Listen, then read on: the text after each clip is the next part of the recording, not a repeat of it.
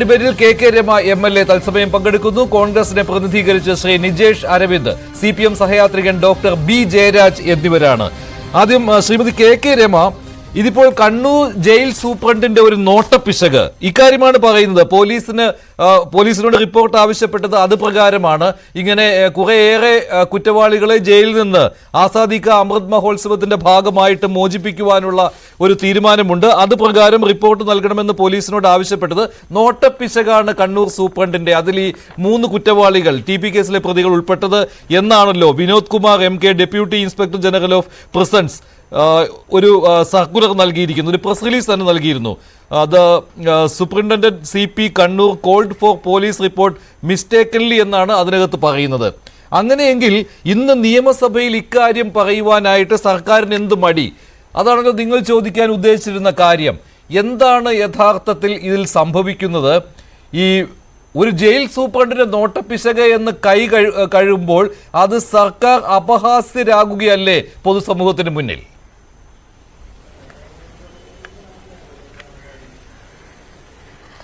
നോക്കൂ മഞ്ജുഷ്, ഇതിനകത്ത് മഞ്ജുഷ് പറഞ്ഞത് തന്നെയാണ് ഏറ്റവും പ്രധാന കാര്യം. ഈ TP കേസിലെ പ്രതികളെ പുറത്തുവിടാൻ വേണ്ടിയിട്ടുള്ള പ്രാരംഭ ആലോചനയിലേക്കാണ് സർക്കാർ നീങ്ങിയത്.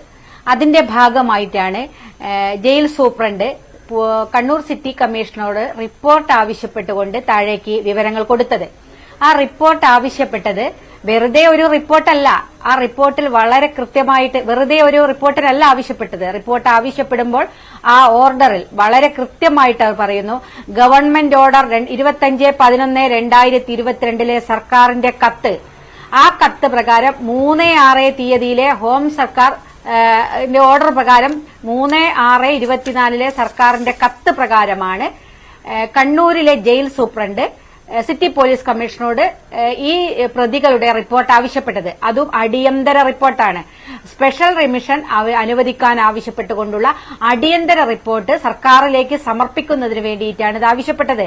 അത് ഏതെങ്കിലും ഉദ്യോഗസ്ഥന് വന്ന നോട്ടപ്പിശകല്ല, ഏതെങ്കിലും ഉദ്യോഗസ്ഥന് അറിയാതെ സംഭവിച്ച പിഴവല്ല.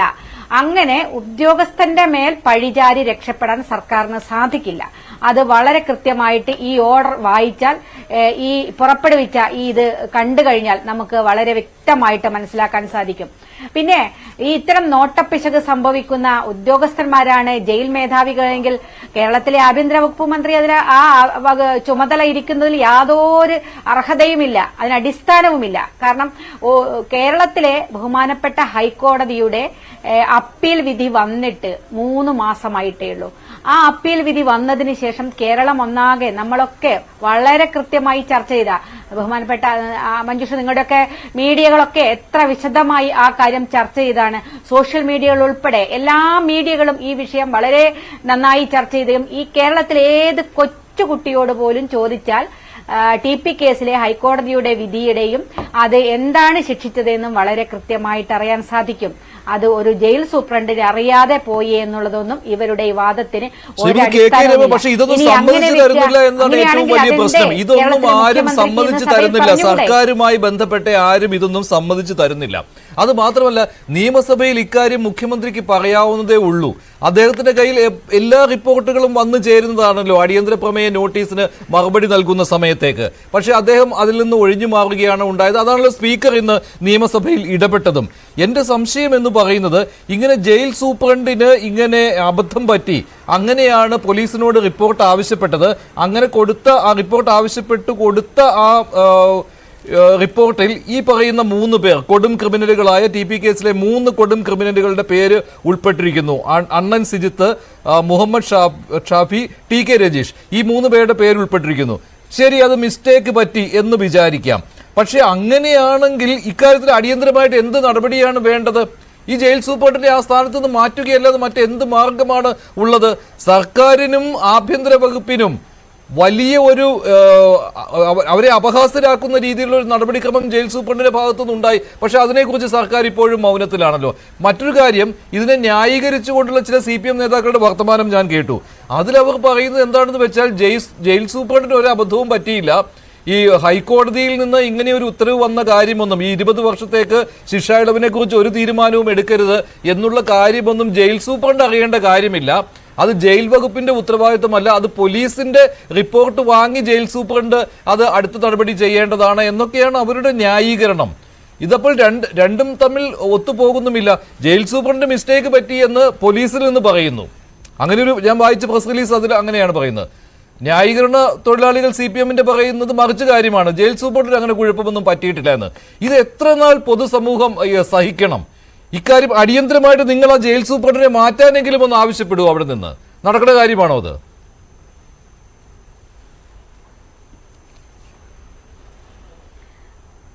അല്ല, അതൊന്നും നടക്കുന്ന കാര്യമല്ല മഞ്ജുഷ. അത് മാത്രമല്ല, അങ്ങനെ പോലീസ് പറഞ്ഞിട്ടാണല്ലോ അങ്ങനെയാണെങ്കിൽ ഈ റിപ്പോർട്ട് ജയിൽ സൂപ്രണ്ട് ചോദിക്കുന്നത്. അപ്പൊ പോലീസിന് ഇതറിയാലോ. ഗവൺമെന്റ് എങ്ങനെയാണ് 3/6/24 ഒരു കത്ത് കൊടുക്കുക? 2022 ഓർഡർ പ്രകാരം ഒരു കത്ത് 3/6/2024 സർക്കാർ എങ്ങനെ കൊടുക്കും? 3/6/24 എന്ന് പറഞ്ഞാൽ അന്ന് പെരുമാറ്റച്ചട്ടം നിലനിൽക്കുന്ന സമയമാണ്. ആ പെരുമാറ്റച്ചട്ടം പിൻവലിക്കുന്നത് 6/6/24 അതിന്റെ മുന്നേ 3/6/24 തിടുക്കപ്പെട്ട് എങ്ങനെയാണ് ഒരു കത്ത് സർക്കാർ ജയിൽ അധികാരികൾക്ക് കൊടുക്കുക?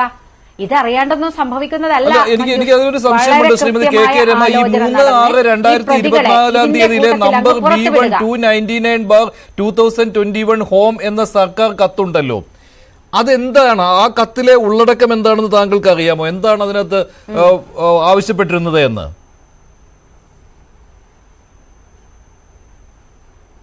ഇല്ല, ആ കത്തിലെ ഉള്ളടക്കം എന്താണെന്ന് അറിയില്ല. കത്ത് ഞങ്ങൾ നോക്കി, പക്ഷെ എനിക്ക് നെറ്റിൽ തപ്പിയിട്ടൊന്നും ആ കത്ത് കിട്ടിയില്ല. ആ കത്താണ് ഇതിന് ആധാരം എന്നുള്ളത് ഈ ഇതിന്റെ ഭാഗമായിട്ട് ഇതിന് കൊടുത്തതിൽ വളരെ കൃത്യമായിട്ട് പറയുന്നുണ്ട്. ഇത് ആധികാരികമായ രേഖയാണെങ്കിൽ, ഇത് പ്രകാരമാണ് ചെയ്തതെങ്കിൽ അത് വളരെ ഗുരുതരമാണ്. 3/6/24 സർക്കാർ എങ്ങനെയാണ് ഇങ്ങനെ ഒരു കത്ത് ഇറക്കുക? ആ കത്തിന്റെ ബേസ് ചെയ്തുകൊണ്ടാണ് ജയിൽ DGP ഇത്തരത്തിലൊരു റിപ്പോർട്ടിന് ആവശ്യപ്പെടുന്നതും. വിവാദമായ 22-ാം തീയതിയാണ് ഇത് വിവാദമാകുന്നത്. വാർത്താ മാധ്യമങ്ങളൊക്കെ പുറത്തുവിട്ടതിന് ശേഷം അന്ന് വൈകുന്നേരം എന്റെ അടുത്ത് വന്നിട്ട് പോലീസ് മൊഴിയെടുക്കുകയാണ്. 22-ാം തീയതി രാവിലെ ഈ വാർത്ത നിങ്ങളൊക്കെ ബ്രേക്ക് ചെയ്യുന്നു, നമ്മളെല്ലാം ചർച്ച ചെയ്യുന്നു. അങ്ങനെയാണെങ്കിൽ അന്ന് ഉച്ചയ്ക്കാണ് ജയിൽ മേധാവിയുടെ പ്രസ് മീറ്റ് വരുന്നത്. അത് നിർത്തിവെക്കാൻ ആവശ്യപ്പെട്ടിട്ടില്ല. അന്ന് വൈകുന്നേരം 22-ാം തീയതി വൈകുന്നേരം പോലീസ് എന്റെ അടുത്ത് വന്ന് ഇരയാക്കവരുടെ ബന്ധുക്കളിൽ നിന്ന് അതിന്റെ റിപ്പോർട്ട് വേണം, അതെടുക്കാൻ വേണ്ടി എന്റെ അടുത്ത് വരുന്നു. പാനൂർ പോലീസ് സ്റ്റേഷനിലെ പോലീസ് ഉദ്യോഗസ്ഥൻ. എങ്ങനെയാണ് അങ്ങനെയൊക്കെ പോകേണ്ട ആവശ്യം? അപ്പൊ ഇതൊക്കെ വളരെ വ്യക്തമാണ് മഞ്ജുഷ്. ഇത് സർക്കാർ ആലോചിച്ച് തന്നെയാണ് ഈ കാര്യങ്ങൾ മുന്നോട്ട് പോയത്. ഈ പ്രതികളെ രക്ഷിക്കുക എന്നത് തന്നെയാണ് സർക്കാരിന്റെ മുന്നിലുള്ള ഏറ്റവും പ്രധാനപ്പെട്ട കാര്യം.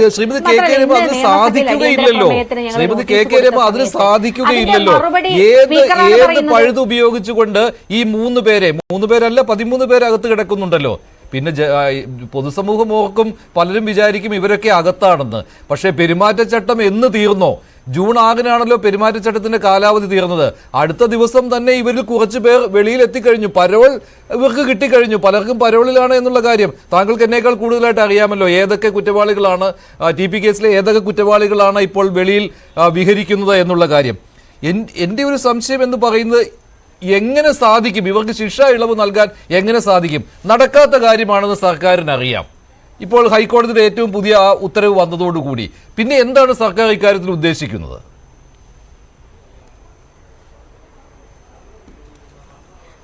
അല്ല, വളരെ വ്യക്തമായിട്ട് സർക്കാർ അറിയാം. ആർക്കും ഇത് സുപ്രീം കോടതിക്കല്ലാതെ മറ്റാർക്കും ഇത് മാറ്റാൻ സാധിക്കില്ല. ഇനി റെമിഷൻസ് കൊടുക്കണമെങ്കിൽ ഒന്നുകിൽ ഗവർണർ വിചാരിക്കണം, അല്ലെങ്കിൽ രാഷ്ട്രപതി വിചാരിക്കണം. ഇത് രണ്ടുപേരല്ലാതെ മറ്റാർക്കും ഇതിന് സാധിക്കില്ല. ഇതൊക്കെ എന്നാലും നിയമം അവിടെയുണ്ട്. 20 വർഷത്തേക്ക് ഒരു കാരണവശാലും വിട്ടയക്കാൻ പാടില്ല എന്ന്. ഇത് സർക്കാരിന് അറിയാഞ്ഞിട്ടല്ല മഞ്ജുഷ്. പക്ഷേ അതിനകത്തുള്ള ഒരു കാര്യം, അതിന്റെ പിന്നിൽ ഒളിച്ചിരിക്കുന്നത് എന്താണ് എന്നുള്ളതാണ് നമ്മൾ മനസ്സിലാക്കേണ്ടത്. അതിന്റെ കാര്യം എന്ന് പറയുന്നത്, ഈ പ്രതികൾക്ക് ഒരു സമാധാനം കൊടുക്കുക, നിങ്ങളോടൊപ്പം ഞങ്ങളുണ്ട് എന്ന് ആ പ്രതികളെ തോന്നിപ്പിക്കുക മാത്രമാണ് ലക്ഷ്യം. കാരണം അണ്ണൻ സിജിത്തോ TK രജീഷോ മുഹമ്മദ് ഷാഫിയോ വാ തുറന്നു കഴിഞ്ഞാൽ ഇത് പ്രതിക്കൂട്ടിലാകുന്നത് ഇവിടുത്തെ സംസ്ഥാന ഭരണ നേതൃത്വമാണ് എന്ന് വളരെ നന്നായിട്ട് ഇവർക്കറിയാം. അതുകൊണ്ട് തന്നെ അവർ മിണ്ടാതിരിക്കാൻ, അസ്വസ്ഥരായിക്കൊണ്ടിരിക്കുന്ന അവരുടെ വായടപ്പിക്കുക എന്നത് തന്നെയുള്ള ഒരു തന്ത്രമാണ് ഇതിനകത്ത് പറയുക. കാരണം ഞങ്ങൾ ലിസ്റ്റിൽ ഉൾപ്പെടുത്തി, പക്ഷേ നിങ്ങളെ വിട്ടയക്കണമെന്ന് സർക്കാരിന് ആഗ്രഹം ഉണ്ടായിരുന്നു. പക്ഷേ അതിന് സാധിക്കില്ല. കാരണം ഇങ്ങനെയൊക്കെ പ്രശ്നങ്ങൾ ഉണ്ടായി, ഇതാ നിങ്ങൾ കണ്ടില്ലേ ഇത്തരം കോലാഹലങ്ങൾ ഉണ്ടായി എന്ന് അവരോട് പറയാലോ. ഇത് തന്നെയാണ്. അതിലപ്പുറത്തേക്ക് മറ്റൊരു കാര്യവും ഇതിനകത്ത് നടക്കില്ല. ഇത് ഞാൻ കഴിഞ്ഞ ദിവസേ പറഞ്ഞൊരു വിഷയമാണ്. ഇതാണ് ഇതിനകത്തുള്ള വസ്തുത. പക്ഷേ ഇപ്പോഴും എന്നിട്ട് ഇതറിഞ്ഞിട്ടും ഇപ്പോഴും സർക്കാർ ഇന്ന് നിയമസഭയിൽ അടിയന്തര പ്രമേയം കൊണ്ടുവന്നപ്പോൾ സർക്കാർ മുഖ്യമന്ത്രിയല്ല പറയുന്നത്, സ്പീക്കറാണ് ഇതിന് മറുപടി പറയുന്നത്. സ്പീക്കർ എങ്ങനെയാണ് ഗവൺമെന്റിന്റെ കാര്യം പറയുന്ന ഒരാളായി മാറുക? സ്പീക്കർക്ക് അതിന് അധികാരമില്ല. സ്പീക്കർ സഭയുടെ നാഥനാണ്. ആ സഭയിൽ അപ്പുറത്തും ഇപ്പുറത്തും നിന്ന് കാര്യങ്ങൾ പരിഹരിക്കേണ്ട ഒരു ആളാണ്, നാഥനാണ് സ്പീക്കർ എന്ന് പറയുന്നത്. ഗവൺമെന്റ് കാര്യം പറയാൻ സ്പീക്കറിന് യാതൊരു അധികാരവുമില്ല. അപ്പോൾ ഗവൺമെന്റ് അങ്ങനെ തീരുമാനിച്ചിട്ടില്ല എന്ന് സ്പീക്കറാണ് പറയുന്നത്. ഇവിടെ എല്ലാം ചട്ടലംഘനങ്ങളാണ് നടക്കുന്നത്. മുഖ്യമന്ത്രിക്ക് അതുപോലും പറയാനുള്ള ധൈര്യം നിയമസഭയിൽ മുഖ്യമന്ത്രിക്ക് ഇന്ന് പറയുവാനുള്ള സുവർണ അവസരമായിരുന്നു. പക്ഷെ എന്തുകൊണ്ട് അദ്ദേഹം ചോദ്യം അവിടെ ഉന്നയിക്കാൻ ആഗ്രഹിച്ചിരുന്നില്ല എന്നതാണല്ലോ. സ്പീക്കർ പദവിയെ മാനിക്കുകയാണ്. കാരണം സ്പീക്കർ എന്ന് പറയുന്നത് മാനിക്കപ്പെടേണ്ട ഒരു പദവിയാണ്. പക്ഷെ ആ പദവിയിലിരിക്കുന്നത് AN ഷംസീർ എന്ന വ്യക്തിയാണെങ്കിൽ ബുദ്ധിമുട്ടാണ് മാനിക്കാൻ. കാരണം എന്ന് പറയുന്നത് TP കേസിലെ പ്രതിയുടെ വിവാഹത്തിന് പോയ AN ഷംസീറാണ് ഇന്ന് നിയമസഭയിൽ ഈ തരത്തിൽ പെരുമാറിയതെങ്കിൽ അത് ബുദ്ധിമുട്ടാണ് ന്യായീകരിക്കാൻ. പക്ഷെ സ്പീക്കർ പദവിയെ മാനിച്ചുകൊണ്ട് പറയട്ടെ, സ്പീക്കർ അങ്ങനെ ഒരു അവിടെ അത്തരം ആ രീതിയിൽ ഇടപെട്ടത് അദ്ദേഹത്തിന്റെ പദവി അനുസരിച്ച് ശരിയായിരിക്കാം. പക്ഷേ AN ഷംസീർ ആണെങ്കിൽ ഞാൻ നേരത്തെ പറഞ്ഞ പോലെ TP കേസിലെ പ്രതികളുമായിട്ടുള്ള അദ്ദേഹത്തിനുള്ള ബന്ധം അതറിയാവുന്നതാണ്. അത് മാത്രമല്ല, മുമ്പ് ഒരവസരത്തിൽ ഒരു ചർച്ചയിൽ ഇരുന്ന സമയത്ത് AN ഷംസീർ, ഞാൻ എടുത്തു പറയുകയാണ്, സ്പീക്കർ അല്ല, AN ഷംസീർ എന്റെ ചർച്ചയിൽ തന്നെ വന്നപ്പോൾ അദ്ദേഹം പറഞ്ഞത്, എന്തുകൊണ്ട് താങ്കൾ ആ വിവാഹത്തിന് പങ്കെടുത്തു, TP കേസിലെ കുറ്റവാളിയാണെന്ന് അറിഞ്ഞുകൊണ്ട് ആ വിവാഹ ചടങ്ങിൽ പങ്കെടുത്തു എന്ന് ചോദിച്ചപ്പോൾ അദ്ദേഹം നൽകിയ മറുപടി ഞാൻ ഓർത്തു പോവുകയാണ്. ഇത് അവർക്കൊരു കറക്റ്റീവ് മെഷർ ആയിക്കോട്ടെ, അവർ നന്നാകുന്നെങ്കിൽ നന്നായിക്കോട്ടെ എന്ന് വിചാരിച്ചാണ് ഞാൻ ആ വിവാഹത്തിൽ പങ്കെടുത്തത് എങ്കിൽ എന്നാണ് ഷംസീർ പറഞ്ഞത്. ആ ഷംസീറാണ് ഇന്ന് നിയമസഭയിൽ ഷംസീർ എന്ന രീതിയിലാണ് പെരുമാറിയതെങ്കിൽ അത് അംഗീകരിക്കാൻ ബുദ്ധിമുട്ടുള്ള കാര്യമാണ്. ശ്രീ ഡോക്ടർ B ജയരാജ്, ഈ പൊതുസമൂഹം എന്തെല്ലാം സഹിക്കണം? ഈ TP കേസിലെ കുറ്റവാളികൾ ഇത്രമേൽ പ്രിയപ്പെട്ടതാണ് സർക്കാരിനും CPM-നുമെങ്കിൽ അത് അവിടെ തന്നെ ഇരുന്നോട്ടെ. അത് ഇങ്ങനെ പ്രദർശിപ്പിക്കേണ്ട ആവശ്യമില്ല കേട്ടോ. ഇത് എന്തൊക്കെ കൊള്ളരുതായ്മകളാണ് കാണിച്ചു കൂട്ടുന്നത്. അതിൽ ഏറ്റവും ഒടുവിൽ ഇങ്ങനെ ഒരു നാടകവും.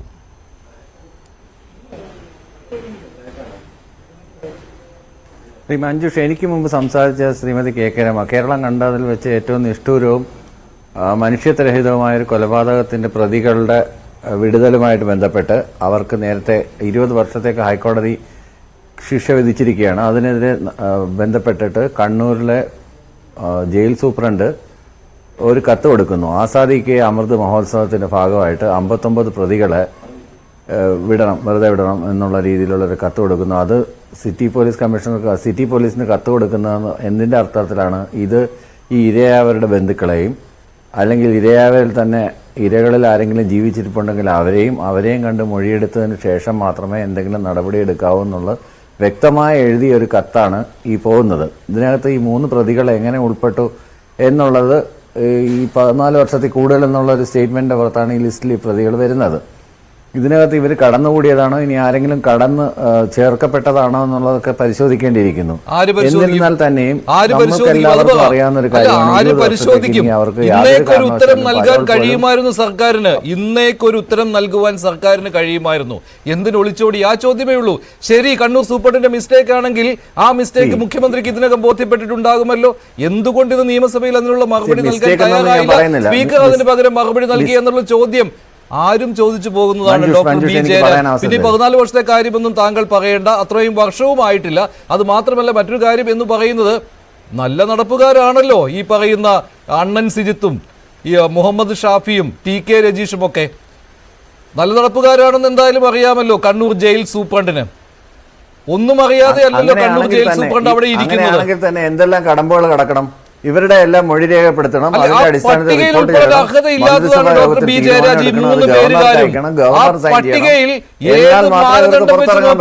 പട്ടികയിൽ ഉൾപ്പെടാൻ ഫ്ലിംസി ഗ്രൗണ്ട്സ് അത് പറഞ്ഞാൽ അംഗീകരിക്കില്ല. അംഗീകരിക്കാൻ പറ്റാത്തത് CPM-ന്റെ ന്യായീകരണ തൊഴിലാളികൾക്കായിരിക്കും. പൊതുസമൂഹത്തിന് അംഗീകരിക്കാൻ ഒരു ബുദ്ധിമുട്ടും പ്രൊസീഡിങ്സ് ഉണ്ട്. ആ പ്രൊസീഡിങ്സിനെ ഒന്നും ഓവർകം ചെയ്തുകൊണ്ട് ഒന്നും ചെയ്യാനൊന്നും പറ്റത്തില്ല. കാരണം ഹൈക്കോടതി വിധി അതുപോലെ കിടക്കുകയാണ്. 20 വർഷം എന്ന് പറഞ്ഞാൽ 20 വർഷമാണ് ഹൈക്കോടതി വിധിയാണ്. അല്ലെങ്കിൽ ഉപരിക്കോടതി പോയി വല്ല വിധി സമ്പാദിക്കണം. പിന്നെ എങ്ങനെ പട്ടികയിൽ ഉൾപ്പെട്ടു? പരോൾ പോലും ഇല്ല, ശിക്ഷ വിധിച്ചിരിക്കുന്നവർക്ക് ഏത് സർക്കാരിന് എന്ത് ചെയ്യാൻ പറ്റും? പിന്നെ എങ്ങനെയാ പട്ടികയിൽ ചെയ്യാൻ പറ്റത്തില്ല. കോടതി വിധി അതുകൊണ്ടാണ് ഞാൻ പറഞ്ഞത്, അല്ല താങ്കൾ അതൊന്ന് വ്യക്തമായി കേൾക്കൂ. അതുകൊണ്ടാണ് ഞാൻ പറഞ്ഞത് കണ്ണൂർ ജയിൽ സൂപ്രണ്ടിന് ഈ പട്ടികയിൽ ഈ 3 പേരുകാരെ ഉൾപ്പെടുത്താൻ ഉണ്ടായ ഒരു ചേതോവികാരമുണ്ടല്ലോ, അതെന്താണ് എന്ന് പൊതുസമൂഹത്തിനോട് വിശദീകരിക്കേണ്ടതിന്റെ ചുമതല ആർക്കാണ്? മിസ്റ്റേക്ക് പറ്റി എന്ന് പറഞ്ഞുകൊണ്ട് ഒഴിഞ്ഞു മാറുന്നു ആഭ്യന്തര വകുപ്പ്. DGPക്ക് വേണ്ടിയാണല്ലോ അങ്ങനെ ഒരു കാര്യം DIG ഓഫ് പ്രിസൺസ് നൽകിയിരിക്കുന്നത്, for director general of prisons and correctional സർവീസിന് വേണ്ടി ഇല്ലേ?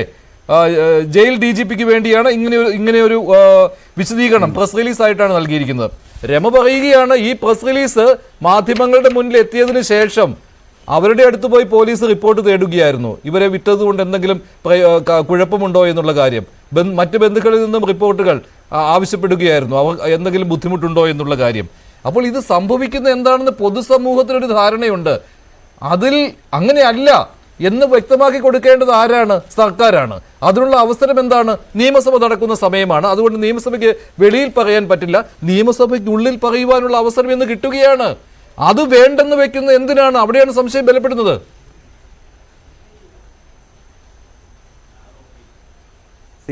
നിയമസഭയിലെ എമർജൻസി എന്ന് പറഞ്ഞിട്ട് ഒരു കോട്ട് ചെയ്തിട്ടാണ് ഈ ഒരു കേസ് കൊണ്ടുവരുന്നത്. KK രമയാണ് ഇന്നത് അവതരിപ്പിക്കുന്നത്. അതിനാണ് അനുമതി നിഷേധിക്കുന്നത്. അതിനെ തുടർന്ന് സഭയിലുണ്ടാകുന്ന സംഭവ വികാസങ്ങളും സ്പീക്കറുടെ ഡയസിൽ തടയുന്നതും സ്പീക്കർ ഇങ്ങനെ കാര്യങ്ങൾ പറയുന്നതും, അപ്പോൾ സ്പീക്കർ പറഞ്ഞത് ശരിയായില്ല, സ്പീക്കർ അല്ല അതിന് മറുപടി പറയേണ്ടതെന്നൊക്കെയുള്ള വാദങ്ങളൊക്കെ പിന്നീട് വരുന്നതാണ്. ശരിക്കും ഇത് കേൾക്കുമ്പോൾ തന്നെ അറിയാം, ഇത് ശരിക്കും ഒരു നോൺ ഇഷ്യൂ ആണ്. ഇങ്ങനെ ഒരു ഇതുണ്ടെങ്കിൽ അയാൾ പ്രസ് റിലീസ് ഇറക്കിയിട്ടുണ്ടെങ്കിൽ, അദ്ദേഹം പ്രസ് റിലീസ് ഇറക്കിയിട്ടുണ്ടെങ്കിൽ ആ പ്രസ് റിലീസിനെ കുറിച്ച് അന്വേഷണം നടത്തി അതിന് നടപടിയെടുക്കുക. അത് ഉടനെ നമ്മൾ സ്വിച്ചിട്ട ലൈറ്റ് എത്തുന്ന പോലെ നടക്കുന്ന കാര്യമാണോ? അത്ര പെട്ടെന്ന് ഒരാൾക്കെതിരെ നടപടിയെടുക്കാൻ ഇതെന്തോ രാജഭരണമൊന്നും അല്ലല്ലോ. ഇത് ജനാധിപത്യ വ്യവസ്ഥതയില്ലേ? ജനാധിപത്യ വ്യവസ്ഥതയ്ക്ക് അതിന്റേതായ പ്രക്രിയകളുണ്ട്, അതിനുള്ള ഒരു സാവകാശം വേണ്ടി ഒരു ഇഷ്യൂ ഉണ്ടാക്കി ബ്ലോക്ക് ചെയ്യുക, നോൺ ഇഷ്യൂ ബ്ലോക്ക് ചെയ്യുന്നുള്ളതല്ലാതെ വേറെ യാതൊരു ഇതുമില്ല. ഇത് ആവാൻ പോകുന്നില്ല. പിന്നെ നേരത്തെ പറഞ്ഞ കുടുംബങ്ങളെ സാന്ത്വനപ്പെടുത്താനാണോ എന്നൊക്കെ പറയുന്നത്. നമുക്ക് പലതരം വ്യാഖ്യാനങ്ങളിൽ ചെന്ന് എത്താമല്ലോ. നമുക്ക് പലതരം വ്യാഖ്യാനങ്ങൾ ചെന്നെടുത്താം. അവരുടെ കുടുംബം ഞങ്ങൾ നിങ്ങളുടെ കൂടെയാണ്, നിങ്ങളുടെ സുരക്ഷിതത്തിലാണ്, അവർ വാതുറന്നു കഴിഞ്ഞാൽ ഇവിടെ ആരുടെയൊക്കെ തല ഉരുളും, അല്ലെങ്കിൽ ആർക്കൊക്കെ എതിരെ ആരോപണങ്ങൾ അവർ ഉന്നയിക്കും എന്നൊക്കെ പറയുന്നത് നമ്മൾ ഊഹാപോഹങ്ങളാണ്. അതിനെയൊന്നും ഈ ഒരു കേസുമായിട്ട് ബന്ധപ്പെട്ട ഒരു കേസിനെ അതിന്റെ മെറിറ്റിന്റെ അടിസ്ഥാനത്തിൽ പരിശോധിക്കുമ്പോൾ ഇത്തരം ഊഹാപോഹങ്ങൾക്കൊന്നും അവിടെ യാതൊരു സ്ഥാനവുമില്ല. അവിടെ എന്തായാലും ഒരു കോടതി വിധി ഉണ്ടായി. 20 വർഷത്തേക്കാണ് പ്രതികളെ ശിക്ഷിച്ചിരിക്കുന്നത്. ആരൊക്കെ എന്തൊക്കെ ശ്രമിച്ചാലും അവർക്ക് പുറത്തിറങ്ങി വരാൻ പറ്റത്തില്ല എന്നുള്ളത് വസ്തുതയായിട്ട് നിലനിൽക്കുന്നിടത്തോളം കാലം എന്ത് റിപ്പോർട്ട് എങ്ങനെ പോയാലും ഇനി ഈ ഇരകളുടെ ബന്ധുക്കളുടെ കയ്യിൽ നിന്ന് എടുത്തെന്ന് പറഞ്ഞിട്ട് കള്ളരേഖ ഉണ്ടാക്കി കൊടുത്താൽ പോലും അവരെ പുറത്തുവിടാൻ പറ്റില്ല. കാരണം അങ്ങനെയാണ് നിയമം. പിന്നെ ഈ ആസാദിക്ക് അമൃത് മഹോത്സവത്തിന്റെ പഴുതിലൂടെ ഇനി വേറെ എന്തെങ്കിലും സ്വാധീനം ചെലുത്തി എങ്ങനെ ചെയ്തിട്ടുള്ളതെന്നുള്ളത് അന്വേഷിക്കേണ്ടതാണ്. അത് അന്വേഷിക്കാൻ അതിനുള്ള സാവകാശം വേണ്ടേ? അതിന് മുമ്പേ തന്നെ എങ്ങനെയാണ് അഭിപ്രായം പറയാൻ പറ്റുന്ന ഒരു എമർജൻസി സബ്മിഷനിലൂടെ ഇതെങ്ങനെ നമുക്ക് നിയമസഭയ്ക്കകത്ത് തീർപ്പുണ്ടാക്കാൻ പറ്റും?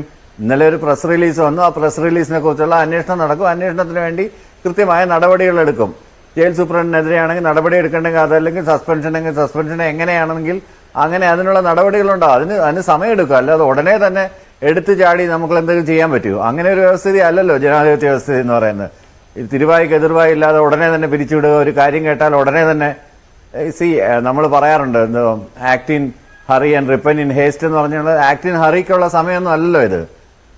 ഇതിനൊരു സമയം വേണ്ടേ? ആ സമയം പോലും അനുവദിക്കാതെ അതിനകത്ത് വളരെ വ്യക്തമായിട്ട് പറയുന്ന കാര്യങ്ങളാണ്. ഈ പ്രതികൾക്ക് ഈ ഇരകളുടെ അതായത് ഇരകളായിട്ടുള്ളവരുടെ ഇരകളുടെ ബന്ധുക്കൾ ആരെങ്കിലും ഉണ്ടെങ്കിൽ അവരെ, അല്ലെങ്കിൽ ജീവിച്ചിരിപ്പുണ്ടെങ്കിൽ ഇരകളിൽ ആരെങ്കിലും ജീവിച്ചിരിപ്പുണ്ടെങ്കിൽ അവരുടെ എല്ലാം എന്നിട്ട് സമഗ്രമായ റിപ്പോർട്ട് കൊടുത്തു. അത് ഈ 3 പ്രതികളുടെ മാത്രമല്ല, ബാക്കി 56 പേരുടെയും ഇതുപോലെ തന്നെ എടുക്കണം. അതിനുശേഷിട്ട് സമഗ്രമായ റിപ്പോർട്ട് കൊടുത്ത് സമർപ്പിച്ച് അത് മന്ത്രിസഭാ യോഗം ചർച്ച ചെയ്ത് അംഗീകരിച്ച് അത് ഗവർണറുടെ അടുത്ത് പോയി ഗവർണർ ഒപ്പിട്ടാൽ മാത്രമേ, എന്നാൽ പോലും ഈ കേസിലെ പ്രതികൾക്ക് വെളിയിൽ വരാൻ പറ്റില്ല എന്ന് എല്ലാവർക്കും പൊതുസമൂഹത്തിന് അറിയുന്നതല്ലേ.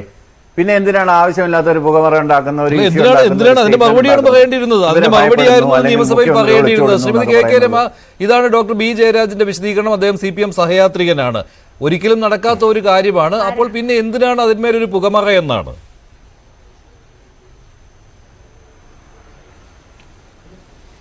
അല്ല മഞ്ജുഷ, അത് തന്നെ എനിക്കും ചോദിക്കാനുള്ള ഒരു കാര്യം. ഒരിക്കലും നടക്കാത്ത ഒരു കാര്യമാണ്. ഒരു കാരണവശാലും ഇത് വിട്ടയക്കാൻ സാധിക്കില്ല, 20 വർഷത്തേക്കിനപ്പുറത്ത് റെമിഷൻ കൊടുക്കാൻ പാടില്ല എന്നൊക്കെ അറിയുന്ന ആളുകളാണെങ്കിൽ എന്തിനാണ് ഈ പേര് ഉൾപ്പെടുത്തിയത്? ഈ 3 പ്രതികളുടെ പേര് എങ്ങനെ ഈ ലിസ്റ്റിൽ വന്നു? ഇത് ആരറിഞ്ഞിട്ടാണ് ഈ പേര് ഉൾപ്പെടുത്തിയത്? അവിടെയാണല്ലോ ചോദ്യം. നമുക്കറിയാലോ വിട്ടയക്കാൻ സാധിക്കില്ല എന്ന്. പക്ഷേ ഈ ലിസ്റ്റിൽ പേര് ഉൾപ്പെടുത്തുകയും ആ പേര് ഉൾപ്പെടുത്തിയതിന്റെ ഭാഗമായിട്ട് മൊഴിയെടുക്കാൻ പോലീസ് എന്റെ അടുത്ത് വരികയും ചെയ്യുമ്പോഴാണല്ലോ ഇതിനകത്ത് പ്രശ്നമുണ്ട് എന്ന് നമ്മൾ മനസ്സിലാക്കുന്നത്. വെറുതെ ഒരു ലിസ്റ്റിൽ പേര് വരില്ലല്ലോ. സർക്കാരോട് ചോദിക്കാതെ, സർക്കാർ അറിയാതെ ഒരു ലിസ്റ്റിൽ പേര് വരുമോ? ജയിൽ ഉപദേശക സമിതിയൊക്കെ ഉണ്ടല്ലോ. ഇവരൊന്നും അറിയാതെ ലിസ്റ്റിൽ പേര് വരിക എങ്ങനെയാണ്? അത് വളരെ കൃത്യമായിട്ട് പറയുന്നു. 3/6/2024 സർക്കാർ ഉത്തരവ് പ്രകാരമാണ് എന്നുള്ളത്. 56 ആളെ ലിസ്റ്റ് ഉണ്ട്.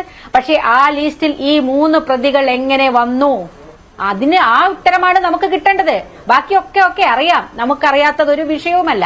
ഇനി അതേപോലെ ഇത് ജയിൽ മേധാവികൾക്ക് അറിയാതെ സംഭവിച്ചു പോയത് അവരറിയാതെ പറ്റിയതാണെങ്കിൽ ആ കാര്യം മുഖ്യമന്ത്രിക്ക് നിയമസഭയിൽ പറയാലോ. ഇങ്ങനെ സംഭവിച്ചു പോയതാണ്, ഞങ്ങൾ അതിൽ അന്വേഷണം നടത്തുകയാണ്, മറ്റൊരു നടപടിയും ഉണ്ടാവില്ല എന്ന് പറയുന്നതിന് പകരം അത് പറയാതിരുന്നത് എന്താണ്? അവിടേക്കാണല്ലോ സംശയം. എന്തുകൊണ്ട് അത് പറയാൻ മുഖ്യമന്ത്രിക്ക് ഭയമുണ്ടായി? ആ ഭയം എന്ന് പറയുന്ന ഈ പ്രതികൾക്ക് വേണ്ടിയിട്ടാണ്. ഈ പ്രതികളോടൊപ്പം ഈ പ്രതികൾ ഇതൊക്കെ ചെയ്ത്, ഇവര് വാടക കൊലയാളികളാണ്. വാടക കൊലയാളികൾ ഇത് ചെയ്തത് ഈ നേതൃത്വം പറഞ്ഞിട്ട് ചെയ്താണ്. ഇതൊക്കെ നമ്മൾ പല പ്രാവശ്യം ചർച്ച ചെയ്താണ്. എനിക്കത് വീണ്ടും വീണ്ടും ആവർത്തിക്കാൻ ഒരു താല്പര്യവുമില്ല മഞ്ജുഷ്. കാരണം അങ്ങേയറ്റത്തെ ഹൃദയവേദനയാണ് ഇതൊക്കെ ഇങ്ങനെ നമ്മൾ വീണ്ടും വീണ്ടും പറയേണ്ടി വരിക എന്ന് പറയുന്നത്. പക്ഷെ ഈ നേതൃത്വം ഇതിനു വേണ്ടി നടത്തിക്കൊണ്ടിരിക്കുകയാണ്. അതുകൊണ്ടാണ് ഇപ്പൊ ഈ ലിസ്റ്റ് ഒന്നുമില്ലാത്ത തരത്തിൽ എല്ലാവർക്കും അറിയാവുന്നിടത്തിലും ഈ 3 പ്രതികളുടെ പേര് ഈ ലിസ്റ്റിൽ വന്നത് എന്ന ചോദ്യത്തിനാണ് നമുക്ക് ഉത്തരം കിട്ടേണ്ടത്. ഈ അതിനിടയ്ക്ക് തന്നെ ഈ പരോളിന്റെ കാര്യവും നടക്കുന്നുണ്ടല്ലോ ശ്രീമതി കെ രമ. നേരത്തെ ഞാൻ സൂചിപ്പിച്ചു വന്നതാണ്. പൊതുസമൂഹം അറിയുന്നതിന് വേണ്ടി താങ്കൾക്ക് അറിയാവുന്ന കാര്യങ്ങൾ ഒന്ന് പറയൂ. ഇവർക്ക് എല്ലാവരും വിചാരിച്ചിരിക്കുന്നത് ഇവർ ജയിലിൽ തന്നെയാണ്. ഈ ഹൈക്കോടതിയുടെ വിധി വന്നതോടുകൂടി കുറച്ചുകൂടി കർശനമായിട്ടുണ്ട് എന്നൊക്കെയാണ്. അങ്ങനെയാണോ യഥാർത്ഥത്തിൽ സംഭവിക്കുന്നത്? ഇന്ന് സതീശൻ പറയുന്നുണ്ടായിരുന്നു ഇവർക്ക് മുന്തിയ രീതിയിലുള്ള ആഡംബര സൗകര്യമാണ് ഇപ്പോഴും ജയിലിൽ കിട്ടിക്കൊണ്ടിരിക്കുന്നത് എന്ന്. ഇവർ ജയിലിൽ തന്നെയാണോ? എത്ര പേർ ഇപ്പോൾ ജയിലിലുണ്ട്?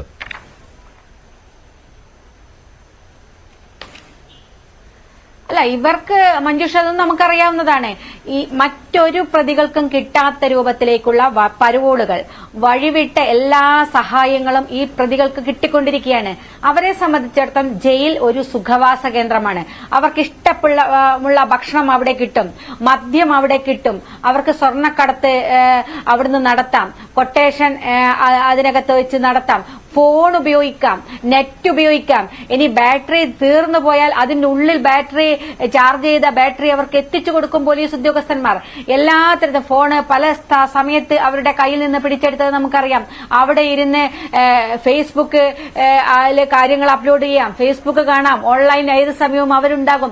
ഈ സൗകര്യങ്ങളൊക്കെ TP കേസ് പ്രതികൾക്കല്ലാതെ മറ്റാർക്കെങ്കിലും കിട്ടുന്നുണ്ടോ? ഇപ്പോ ഏറ്റവും അവസാനം 10 പ്രതികൾ പരോളിലാണ്.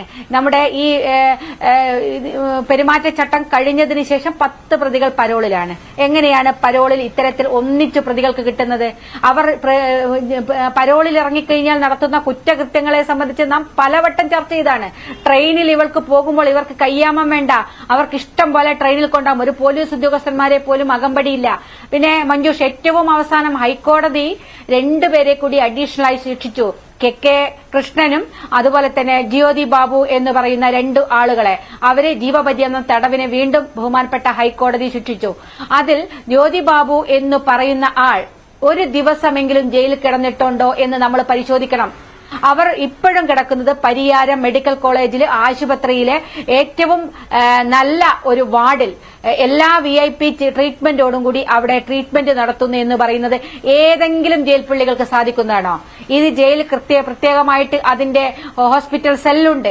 അവിടെയാണ് ഇത്തരത്തിലുള്ള പ്രതികളെ ചികിത്സിപ്പിക്കുക. ഇനി അതല്ല, അതിനപ്പുറത്തേക്ക് കൊണ്ടുപോകണമെങ്കിൽ പോലീസ് ജയിൽ ചട്ടങ്ങളിൽ ചില നിയമങ്ങളുണ്ട്. അതൊന്നും ഇവർക്ക് ബാധകമല്ല. ഇതൊക്കെ TP കേസിലെ പ്രതികൾ അനുഭവിച്ചുകൊണ്ടിരിക്കുന്ന സുഖ സൗകര്യങ്ങളാണ്. എന്തുകൊണ്ട് ഇവർക്ക് മാത്രം ഇത്തരത്തിൽ കിട്ടുന്നു എന്നുള്ളതിന്റെ ഉത്തരം, ആ ഉത്തരം തന്നാൽ മതിയുടെ. എന്തേ മറ്റു പ്രതികൾക്കൊന്നും കിട്ടാത്ത സൗകര്യങ്ങൾ ഈ ജയിലിനുള്ളിൽ ഇവർക്ക് ലഭ്യമാകുന്നു എന്നുള്ളത്? എത്ര ദിവസം 250, 300, 600 ഒക്കെ ദിവസങ്ങൾ പരോൾ അനുഭവിച്ചതിന്റെ ഉത്തരങ്ങൾ പല ദിവസങ്ങൾ നമ്മൾ കണ്ടതാണ്. ഏറ്റവും അവസാനം കഴിഞ്ഞ സഭയിൽ ഞാൻ ചോദിച്ച ഈ കേസിന്റെ ഡീറ്റെയിൽസ്, പരോൾ സംബന്ധിച്ച ഡീറ്റെയിൽസ് ചോദിച്ചിട്ടുണ്ടായിരുന്നു 29 ജനുവരി മാസം. പക്ഷേ ആ ചോദ്യത്തിന് ഇതുവരെ മറുപടി തരാൻ സർക്കാരിന് സാധിച്ചില്ല. നാളിതുവരെ എത്രയാണ് പരോൾ അനുഭവിച്ചത്, എന്താണ് ജയിൽ ശിക്ഷ ആരംഭിച്ചത് എന്നാണ് എന്ന് ചോദിച്ചിട്ടുള്ള കുറെ ചോദ്യങ്ങൾ ചോദിച്ചിരുന്നു. അതിന്റെ മറുപടി 5 മാസമായിട്ട് തന്നില്ല. എന്താ മറുപടി തരാൻ ഭയം എന്താണെന്ന് പറഞ്ഞാൽ അവർക്ക് വഴിവിട്ട പരോളുകൾ അനുവദിച്ചിട്ടുണ്ട് എന്നുള്ളത് വളരെ വ്യക്തമായിട്ട് ഈ ഉത്തരം തന്നാൽ നമുക്ക് അറിയാൻ സാധിക്കുമെന്നുള്ളത് കൊണ്ടാണ്. കോവിഡ് കാലത്ത് 2 വർഷം അവര് ജയിലിന് പുറത്തായിരുന്നു. എല്ലാ പ്രതികളും കോവിഡ് കാലത്ത് പുറത്തായിരുന്നത് പോലെ തന്നെ ഇവരും 2 വർഷം കോവിഡ് കാലത്ത് പുറത്താണ്. ഹൈക്കോടതിയുടെ അപ്പീൽ വിധി വന്ന ദിവസം അതിൽ പരോളായ ആളുകളുണ്ട്. വിധി കേട്ട് നേരെ പോകുന്നത് പുറത്തേക്കാണ്. ഇതൊക്കെ കേൾക്കുന്ന പരോൾ അനുവദിക്കാം ഒരു ജയിൽ. അപ്പോൾ ചോദിക്കും, ജയിൽ പുള്ളികൾക്ക് പരോള് കിട്ടണ്ടേ? പരോള് കിട്ടും. എങ്ങനെയാണ്?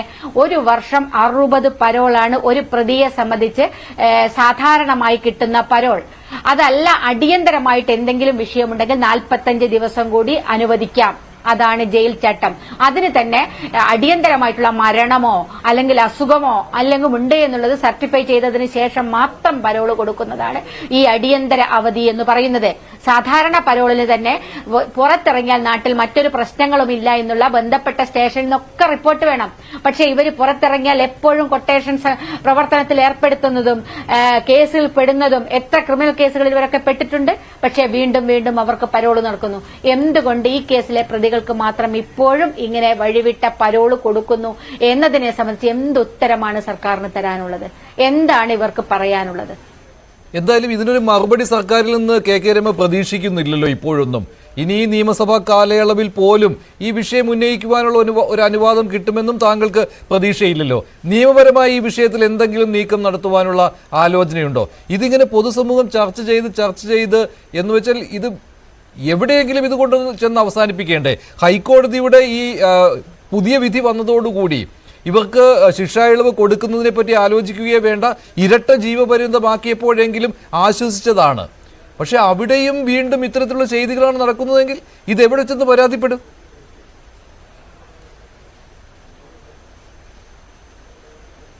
അല്ല മഞ്ജുഷ്, ഇത് എവിടെയും ചെന്ന് പരാതിപ്പെട്ടത് കൊണ്ട് നമുക്കതൊന്നും കിട്ടാനില്ല. പക്ഷെ കേരളത്തിലെ ജനകീയ കോടതി ഇതിന്റെ വിധി എഴുതിക്കൊണ്ടിരിക്കുന്നുണ്ട്. നിങ്ങൾ നോക്കൂ, 2012 ശേഷം 2008 ശേഷം CPM നിലം തൊട്ടിട്ടില്ല വടകരയിൽ. എല്ലാ തെരഞ്ഞെടുപ്പിലും കിട്ടുന്ന കനത്ത പരാജയമുണ്ട്. ആ പരാജയമൊക്കെ ഇതിന്റെ അടിസ്ഥാനം, ജനങ്ങൾ ഇതിനെതിരെ കൃത്യമായി മറുപടി കൊടുക്കുന്നുണ്ട്. ഇതുപോലെ പഴുതിൽ കൂടെ നിയമങ്ങൾ ഉപയോഗിച്ചുകൊണ്ട്, അധികാരം ഉപയോഗിച്ചുകൊണ്ട് ഇവർക്ക് ചെയ്യാനുള്ള ശ്രമം നടത്തും. പക്ഷേ അതൊന്നും കേരളത്തിലെ പൊതുസമൂഹം, ജനാധിപത്യ പൊതുസമൂഹം, മനസാക്ഷിയുള്ള ഒരു മനുഷ്യരും അംഗീകരിക്കുന്ന കാര്യങ്ങളല്ല. അതിന്റെയൊക്കെ തിരിച്ചടികളാണ് ഓരോ തിരഞ്ഞെടുപ്പിലും നമ്മൾ കണ്ടുകൊണ്ടിരിക്കുന്നത് മഞ്ജുഷ്. അത് ഇനിയും കിട്ടും, ഒരു സംശയവും വേണ്ട. ഇത്തരത്തിലുള്ള നീക്കങ്ങൾ കൊണ്ട് ഇവർ ഇനിയും പോവുകയാണെങ്കിൽ അതിനൊക്കെയുള്ള മറുപടി ഇനിയും കേരളത്തിലെ ജനം കൊടുക്കും. ജനമുണ്ട് ഇത്തരത്തിലൊക്കെ കാര്യങ്ങൾ മനസ്സിലാക്കുന്നത് എന്ന് തന്നെയാണ് നമ്മുടെയൊക്കെ ആശ്വാസവും സമാധാനവും. മഞ്ജുഷിനെ പോലെയുള്ള അല്ലെ മീഡിയ പ്രവർത്തകരൊക്കെ തീർച്ചയായിട്ടും നീതിയുടെ കൂടിയാണല്ലോ, നന്മയുടെ കൂടിയാണല്ലോ, മനുഷ്യപക്ഷത്താണല്ലോ നിൽക്കുന്നത്. ആ പക്ഷമാണ്. ഒറ്റ ചോദ്യം കൂടി താങ്കൾ മനസ്സിൽ വെച്ചുകൊണ്ട് നടക്കുന്ന ഒരു കാര്യമുണ്ടല്ലോ, മുഖ്യമന്ത്രിയുടെ പിണറായി വിജയന്റെ മുഖത്ത് നോക്കി ചില ചോദ്യങ്ങൾ ചോദിക്കണം എന്നുള്ളത്, എന്തുകൊണ്ട് എന്നുള്ളത്, എന്താണ് എന്നുള്ളത്, അത് നടക്കില്ല, അത് സമ്മതിക്കില്ല എന്നുള്ള പിടിവാശിയാണോ അദ്ദേഹത്തിനുള്ളത്? അങ്ങനെ ഒരു തോന്നൽ താങ്കൾക്കുണ്ടോ ഇപ്പോൾ, ഇന്നത്തെ ഈ സംഭവം കൂടി കഴിഞ്ഞപ്പോൾ നിയമസഭയിലെ?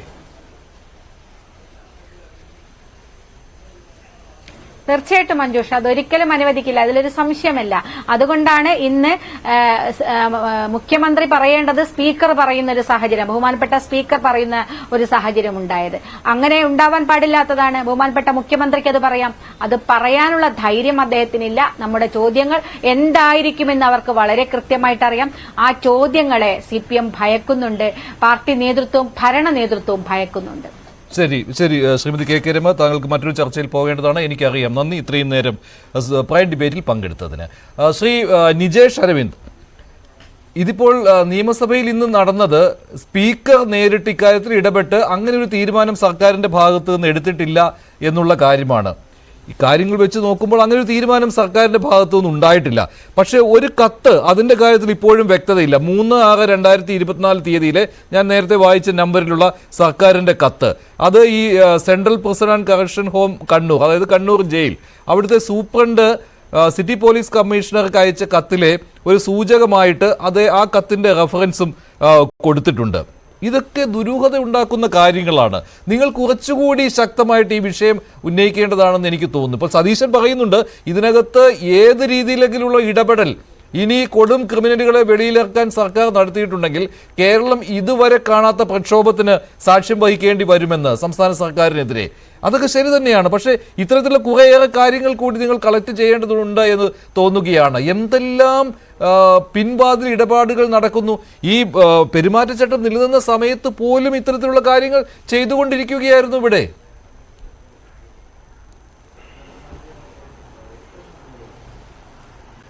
മഞ്ജുഷേ, ഇന്ത്യൻ രാഷ്ട്രീയം വളരെ വല്ലാത്ത ഒരു വഴിത്തിരിവിലെത്തി നിൽക്കുന്ന കൊല്ലമാണ് 2024.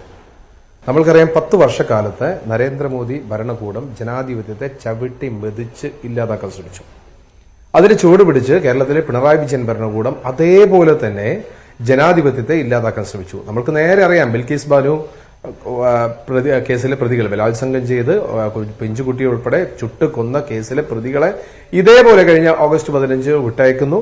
പക്ഷേ കോടതി ഇടപെട്ട് അവരെ തിരിച്ചു കയറ്റുന്നു. അവിടെ നരേന്ദ്രമോദി എന്ന് പറയുന്ന പ്രധാനമന്ത്രിയുടെ മുഖം വലിച്ചു കീറാൻ ഇന്ത്യൻ ജനാധിപത്യത്തിന് സാധിച്ചു. അതുകൊണ്ടാണ് ഗുജറാത്തിൽ പോലും കോൺഗ്രസ് തിരിച്ചു വന്നത്.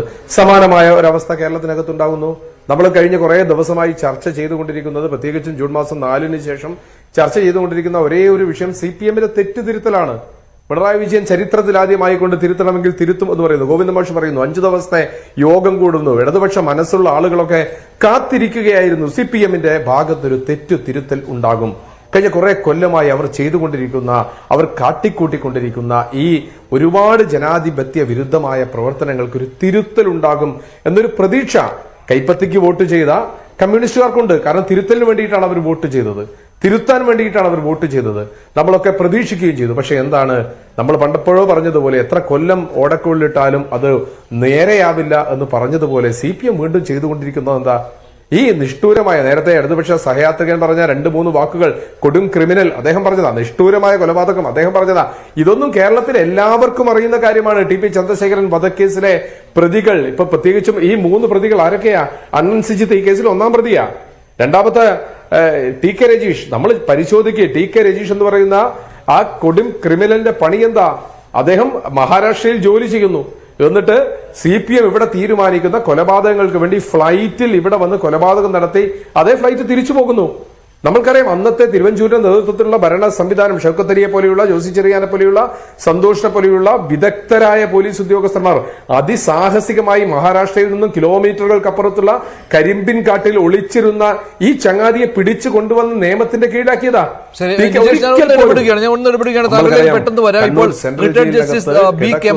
ടെലിഫോൺ ലൈനിൽ ചേരുകയാണ്. ശ്രീ കെമാൽ പാഷ, കേരളം ചർച്ച ചെയ്തുകൊണ്ടിരിക്കുന്ന ഒരു വിഷയമാണ്. അതിൽ CPM-ന്റെ ന്യായീകരണം എന്ന് പറയുന്നത് അങ്ങനെ ഒരു തീരുമാനം എടുത്തിട്ടില്ല സംസ്ഥാന സർക്കാർ എന്നുള്ളതാണ്. പിന്നെ അവിടെ നിന്നുള്ള വിശദീകരണമായിട്ട് വന്ന കാര്യം വിനോദ് കുമാർ MK എന്ന് പറയുന്ന ഡെപ്യൂട്ടി ഇൻസ്പെക്ടർ ജനറൽ ഓഫ് പ്രിസൺസിന്റെയാണ്. അദ്ദേഹം പറയുന്നത് Kannur superintendent of CP, Kannur jail സൂപ്രണ്ടിന് മിസ്റ്റേക്ക് പറ്റിയതാണ് എന്നുള്ളതാണ്. അങ്ങനെ ഒരു വെറുതെ ഒരു അബദ്ധം പറ്റിയതാണെന്ന് കരുതാൻ മാത്രം മണ്ടന്മാരാണോ നമ്മളൊക്കെ? അതെ, അതാ ഈ പറയുന്നതിലൊക്കെ ഒരു കാര്യമുണ്ട്. ഒരിക്കലും നമ്മൾ അത്രയും മണ്ടന്മാരല്ല എന്ന് ആ ജയിൽ സൂപ്രണ്ടെന്ന് മനസ്സിലാക്കിയാൽ മതി. ഈ ജയിലില്, അതായത് ഈ ശിക്ഷയ്ക്ക് വരുമ്പോ കോടതിയുടെ എന്തെങ്കിലും വിധി വ്യത്യാസമുണ്ടെന്നുണ്ടെങ്കിൽ അത് നിർബന്ധമായിട്ടും ആ ജയിൽ സൂപ്രണ്ടിനാണ് ആദ്യം എഴുതി പോകുന്നത്. അപ്പൊ അയാൾക്ക് അത് കിട്ടിയില്ല എന്ന് പറയുന്നത് ഒരു തെറ്റാണ്, അത് ശരിയല്ല. അയാൾക്ക് അറിയാൻ വയ്യാതെ ചെയ്തു എന്ന് പറയുന്നത് ഒരിക്കലും ശരിയായ കാര്യമല്ല. ഇത് കരുതിക്കൂട്ടിയുള്ള ഒരു ഇടപാടാണ്, അല്ലാതെ ചുമ്മാ അങ്ങ് അബദ്ധം പറ്റി അങ്ങ് ചെയ്തു പോയതൊന്നും അല്ല. അപ്പൊ അത് നമുക്ക് വിശ്വസിക്കാൻ ബുദ്ധിമുട്ടാണ്. ഹൈക്കോടതിയുടെ ഉത്തരവ് അയാൾക്ക് അറിയാൻ വയ്യായിരുന്നു എന്ന് പറയുന്നതിൽ ഒരിക്കലും ഒരു ന്യായീകരണവും അയാൾക്ക് ചെയ്യാൻ പറ്റുന്ന ഒരു കാര്യമല്ല.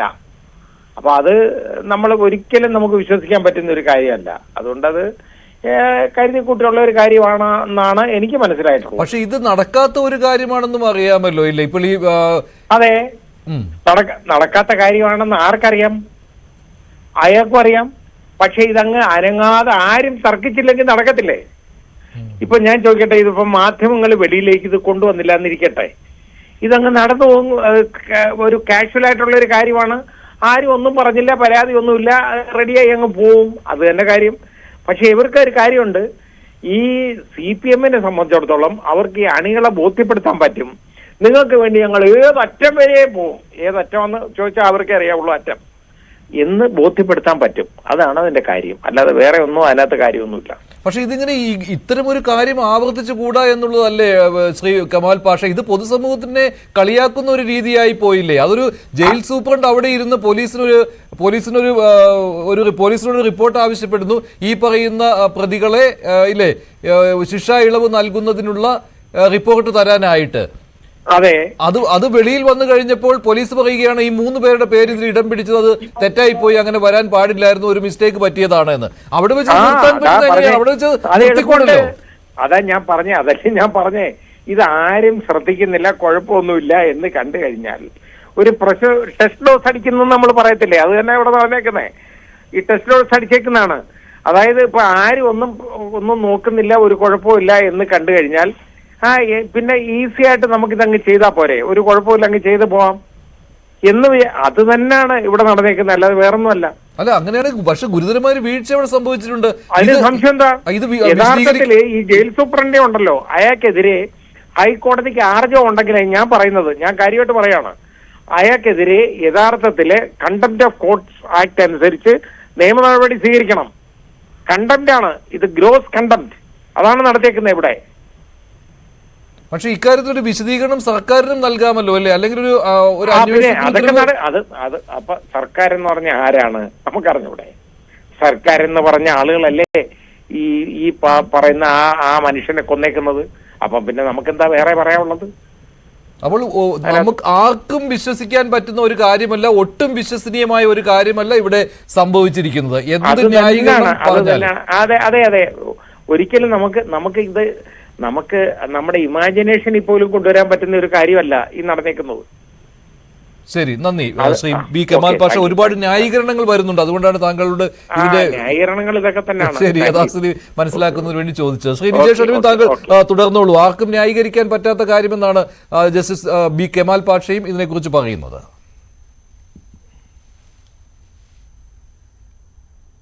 ഇപ്പൊ മനുഷ്യരെ നമുക്കൊക്കെ അറിയാവുന്ന കാര്യമാണ്. എല്ലാ എയർപോർട്ടിനകത്തും സ്വർണ്ണക്കടത്ത് നടക്കുന്നുണ്ട്. എല്ലാം യാഥാർത്ഥ്യമാണ്. എല്ലാ ദിവസവും കുറച്ചൊക്കെ അല്ലെങ്കിൽ ആഴ്ചയിൽ ഒരിക്കലെങ്കിലും പിടിക്കും. പക്ഷേ സ്വർണ്ണക്കടത്ത് നിയമവിരുദ്ധമാണ്. പല ഇതിലൂടെ പല ചാനലിലൂടെ വരണം. കസ്റ്റംസ് ഉണ്ട്, പോലീസുണ്ട്, സകലമാന ആളുകളുണ്ട്. എന്നാലും കടത്തുന്നു, അവിടെ എത്തുന്നു. അത് തന്നെ ഇവിടെ നടക്കിയത്. ഇത് തുടങ്ങാതെ ഇത് അവസാനിക്കില്ലല്ലോ. ഇത് തുടങ്ങുന്നു. എങ്ങനെയെങ്കിലും ഇവരെ പുറത്തുവിടാൻ പറ്റുമോ എന്ന് പറയുമ്പോൾ ഒരു വെടിക്ക് 2 പക്ഷിയാണ് CPM-നുള്ളത്. ഒന്ന്, എങ്ങനെയെങ്കിലും കടത്തിവിട്ടാൽ അത് ഇപ്പോൾ ക്രിമിനൽ പ്രക്രിയയിലേക്ക് വരാതിരിക്കുന്ന, പ്രത്യേകിച്ചും കുഞ്ഞനന്തന്റെ മരണത്തിന് ശേഷം കണ്ണൂർ ജില്ലയിലെ കൊട്ടേഷനുകൾ അവസാനിക്കുമ്പോൾ ഒരു തലമുറ ഇതിന് തയ്യാറാവാതെ മാറി നിൽക്കുന്ന സമയത്ത് ഞങ്ങൾ ഈ പ്രതികളെ സംരക്ഷിക്കുമെന്ന ഒരു മെസ്സേജ്, പ്രത്യേകിച്ചും വടകരയിലൊക്കെ സമീപകാല സംഭവത്തിന്റെ ബാക്കി പത്രമായിക്കൊണ്ട് ഒരു മെസ്സേജ് CPM-ന് കൊടുക്കാൻ സാധിക്കും. ഇനി നടന്നില്ലെങ്കിൽ ഇത്രയും പ്രതികൂല സാഹചര്യം ഉണ്ടാവുന്ന കാലത്തും ഈ പ്രതികൾക്ക് വേണ്ടി ഞങ്ങൾ അവരെ പുറത്തുവിടാനുള്ള ശ്രമം നടത്തി എന്ന് CPM-ന്റെ അണികൾക്ക് മെസ്സേജ് കൊടുക്കാം. ഇനി 3, ഇവന്റെ മനസ്സിലൊക്കെ, കാരണം ഞാൻ നേരത്തെ പറഞ്ഞു വെച്ചത് അതാ, TK രജീഷ് അവിടുന്ന് വന്ന് ഫ്ലൈറ്റിൽ വന്ന് കൊല ചെയ്തു പോകുന്ന മനുഷ്യനാ. അപ്പൊ അയാളോട് അണ്ണൻ സിജിത്ത് ഇങ്ങനെ കൊട്ടേഷൻ എടുക്കുന്ന ആളാ. ഷാഫി, നമ്മൾക്കറിയാം, സ്വന്തം പെങ്ങളുടെ കല്യാണത്തിന്റെ 2 ദിവസം മുമ്പാണ് ഈ മുഹമ്മദ് ഷാഫി എന്ന് പറയുന്നവൻ TP ചന്ദ്രശേഖരനെ വെട്ടിക്കൊല്ലുന്നത്. ഈ ലോകത്ത് ഒരു തരിമ്പ് സഹോദരി സ്നേഹം, എന്തെങ്കിലും ഒരു തരിമ്പ് ബാക്കിയുള്ളവൻ സ്വന്തം പെങ്ങളുടെ കല്യാണത്തിന്റെ 2 ദിവസം പോയി ഈ മനുഷ്യനെ വെട്ടിക്കൊല്ലാൻ നിൽക്കുവോ? എന്നിട്ട് അതിനുശേഷം ഇന്ന് സംഷീർ കല്യാണം നടത്തിക്കൊടുത്തപ്പോൾ മാറുമെന്ന് പറഞ്ഞതല്ല. സംഷീർ സ്പീക്കർ എന്ന പദവിയൊക്കെ മാറ്റിവെച്ചു കഴിഞ്ഞാൽ ഈ ഷാഫിയുടെ കല്യാണത്തിന്റെ മുഖ്യ കാർമ്മികനായ ഷംസീറാണ് ഇന്നത്തെ സ്പീക്കർ. എന്തുകൊണ്ട് അങ്ങനെയുള്ള ഒരാളെ കല്യാണം കഴിപ്പിക്കാൻ അതിന് നേതൃത്വം കൊടുക്കാൻ സംഷീറിനെ പോലെ ഒരാൾക്ക് എങ്ങനെ സാധിച്ചു എങ്ങനെ സാധിച്ചു? അതാണ് വിളിച്ചു കുഞ്ഞനന്തന്റെ മരണാനന്തര ചടങ്ങുകൾക്ക് പങ്കെടുക്കാൻ ഇന്നും തള്ളിപ്പറയാത്ത അവസ്ഥയിലെത്തിക്കാൻ ഈ CPM-ന് എങ്ങനെ സാധിച്ചു? ജയിലിനകത്ത് നമ്മളൊക്കെ മുമ്പ് ഒക്കെ വന്നതുപോലെ കൊടിസുനി എന്ന് പറയുന്ന ജയിലിനകത്തുള്ള ഈ പ്രതിക്ക് മാഹി പള്ളൂരിനടുത്തുള്ള സ്ഥലങ്ങൾ വാങ്ങിക്കൂട്ടുന്നു. അയാൾ പണക്കാരനാകുന്നു. എവിടുന്ന പണം കിട്ടുന്നത്? കഠിന തടവിന്റെ പൈസ കൊണ്ട് ഇങ്ങനെ സ്വത്ത് വാങ്ങിക്കൂട്ടാൻ പറ്റുമോ? അതിനകത്ത് കൊട്ടേഷൻ എടുക്കുന്നു. പരസ്യമായ രഹസ്യമാണ്. ഇനി എന്റെ ഒരു സുഹൃത്ത് കൊടുവള്ളിക്കാരൻ പറഞ്ഞിട്ടുണ്ട്, ഫോൺ വന്ന് കൊടിസുനിയാണ് എന്ന് പറഞ്ഞപ്പോൾ ഞെട്ടിപ്പോയി എന്നാണ് പറഞ്ഞത്. അതിനകത്ത് വിളിക്കാം. നമ്മൾക്ക് തന്നെ ഒരു നാടകം കളിച്ച് കണ്ണൂരേക്ക് എത്തിയില്ലേ? വിയൂർ സെൻട്രൽ ജയിലിലേക്ക് തടവുകാർ തമ്മിൽ ഒരു ഏറ്റുമുട്ടലുണ്ടായി, വലിയ സംഭവമാക്കി മാധ്യമങ്ങൾ വാർത്ത പറഞ്ഞു. എന്താ ഇച്ഛിച്ചതും പാല് കൽപ്പിച്ചതും പാല് എന്ന് പറഞ്ഞതുപോലെ അവർക്കെല്ലാം എത്താനുള്ള ഒരു സങ്കേതത്തിലേക്ക് അവർക്ക് എത്തപ്പെട്ടു. എല്ലാ നിയമങ്ങളും കാറ്റിൽ പറത്തിക്കൊണ്ട് പരോൾ കൊടുക്കുന്നു. ഒരു പ്രയാസവുമില്ലാതെ അവർ പുറത്തു നടക്കുന്നു, അകത്ത് കൊട്ടേഷൻ എടുക്കുന്നു, സുഖജീവിതം നടക്കുന്നു, ഫോൺ ഉപയോഗിക്കുന്നു, ഇന്റർനെറ്റ് ഉപയോഗിക്കുന്നു, ഫേസ്ബുക്ക്. അടുത്ത കാലത്തല്ലേ അവരുടെ ഫേസ്ബുക്ക് അവർ ലൈവാണ് എന്ന് തിരിച്ചറിഞ്ഞത്. അതുകൊണ്ട് ഈ ഭരണ സംവിധാനം ഇവരെ എങ്ങനെയൊക്കെ പ്രൊട്ടക്ട് ചെയ്യണമോ അതൊക്കെ ചെയ്തുകൊണ്ടാണ് പോകുന്നത്. അത് ചെയ്തുകൊണ്ട് പോകുന്ന സമയത്ത് ഒരു പൊതുസമൂഹം വേറെ എവിടെയുണ്ട്? അവരാണ് കമ്മ്യൂണിസ്റ്റ് പാർട്ടിക്ക് അകത്ത് നിന്നുകൊണ്ട് ഇതിനൊക്കെ എതിര് നിന്നുകൊണ്ട് വോട്ട് ചെയ്തത്. അതുകൊണ്ടാണ് പാർട്ടി ഗ്രാമങ്ങൾ കാസർഗോഡും വടകരയും കണ്ണൂരും ഉൾപ്പെടുന്ന പാർട്ടി ഗ്രാമങ്ങൾക്കകത്ത് കോൺഗ്രസിന് ബൂത്ത് ഏജന്റിനെ പോലും നിർത്താൻ ഇടമില്ലാത്തിടത്ത് കോൺഗ്രസിന്റെ ചിഹ്നത്തിലേക്ക് വോട്ട് വരുന്നത്.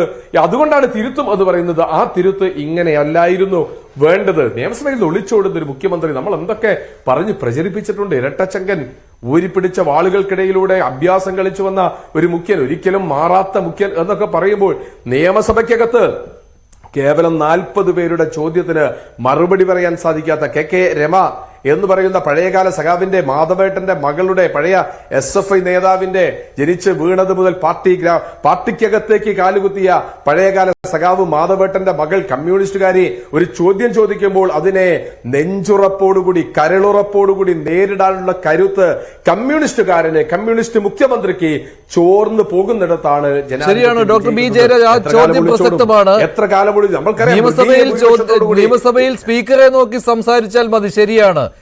എങ്കിലും അറിയാതെയെങ്കിലും കെ രമയുടെ മുഖത്ത് നോക്കി മറുപടി പറയേണ്ടി വരുമോ എന്നുള്ള ആ ഒരു ഉള്ളിൽ നിന്നുള്ള ആ ഒരു മടിയുണ്ടല്ലോ, അത് മുഖ്യമന്ത്രിക്കുണ്ട്.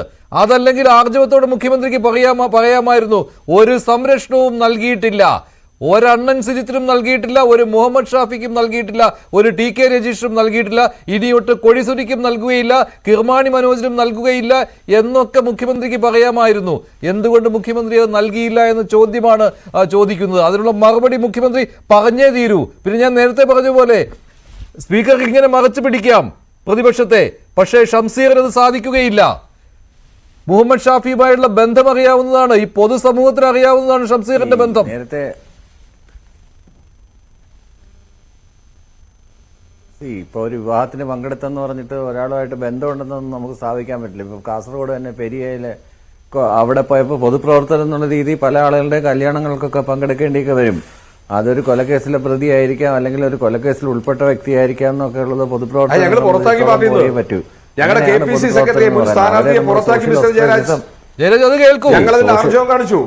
നിങ്ങൾ അദ്ദേഹത്തെ സ്പീക്കർ ആക്കിയപ്പോൾ ഇവർ അത് കാസർഗോഡ് ചില വിഷയങ്ങളാണ്, മറ്റു ചില വിഷയങ്ങളാണ്. കാസർഗോഡ് മറ്റു ചില വിഷയങ്ങളുടെ പുറത്താക്കിയത് ഇതൊന്നും അല്ല വിഷയം.